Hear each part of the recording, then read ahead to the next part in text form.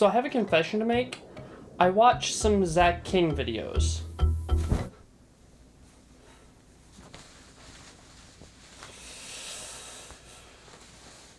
Yeah.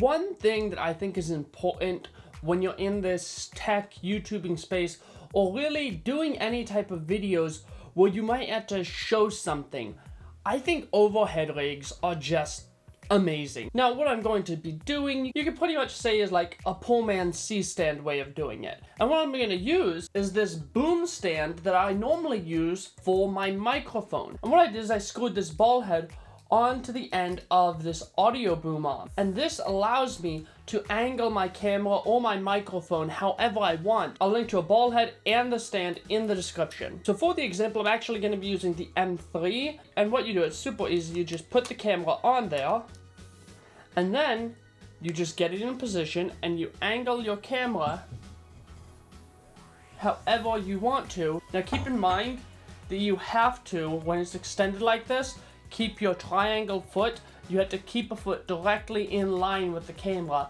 or else it will not support it. It'll fall over like that.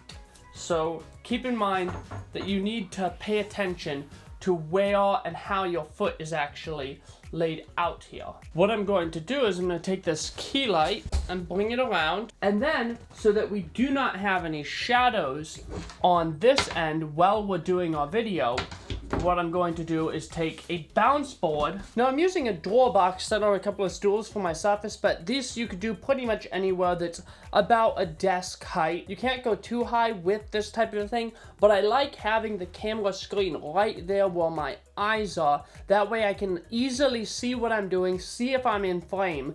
And if you're wondering about audio, normally I don't have any audio, but you could run a boom mic like right now.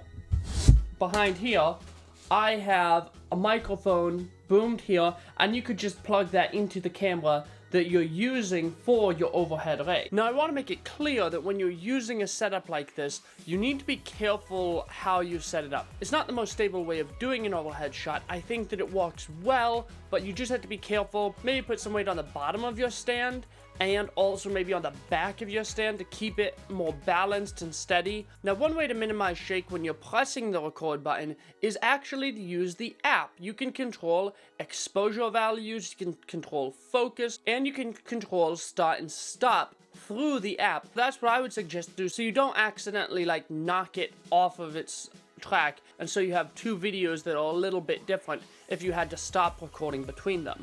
Another thing to keep in mind for this same reason is make sure you have a full battery. You do not want to have to be switching batteries in the middle because it's not perfectly stable and it shakes a little bit. Your framing might change if you have to change your battery. So either make sure you have a full battery, or you can look online and find an adapter that plugs into the wall.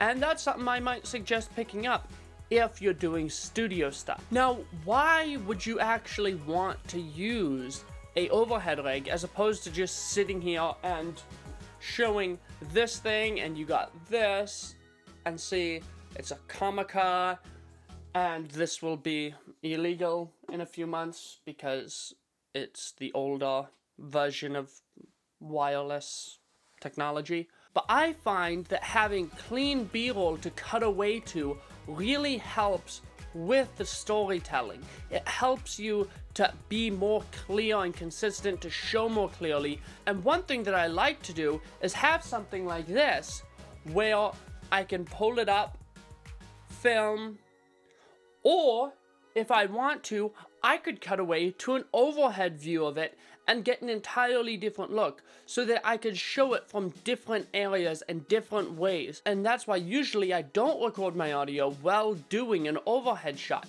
If you're trying to record like exact audio for an overhead shot, what I would suggest actually to do is record your B-roll and then watch through it, recording good, clear audio, saying exactly what you want. That way you have more to cut to. I don't like it when I misspeak and I have to put in that misspeaking area. I like to be able to cut those segments. That's really the reason that I use smash cuts so much in my talking head segments, is because I repeat myself very often, and I want to eliminate that area where I misspoke and then add in an area where I spoke correctly. And the final thing is just, it teaches you how to do something that you didn't know before. It provides you the know-how on how to do overhead stuff. If you're wondering why I put kind of random stuff or B-roll stuff or like that Zach King clip in the beginning, it's because I'm trying to learn things, and pretty much the only video I have time to do is for YouTube. And that's why sometimes my videos are full of kind of random things, is because I am constantly trying to learn more, but I don't have time to shoot test vlogs and test shots. I pretty much had to do what I'm doing, learning it while doing these YouTube videos. I think that's pretty much it. I hope I didn't leave some stuff out. If you found this video helpful, give me a like, subscribe to the channel for more content like this, and I'll see you all in the next video.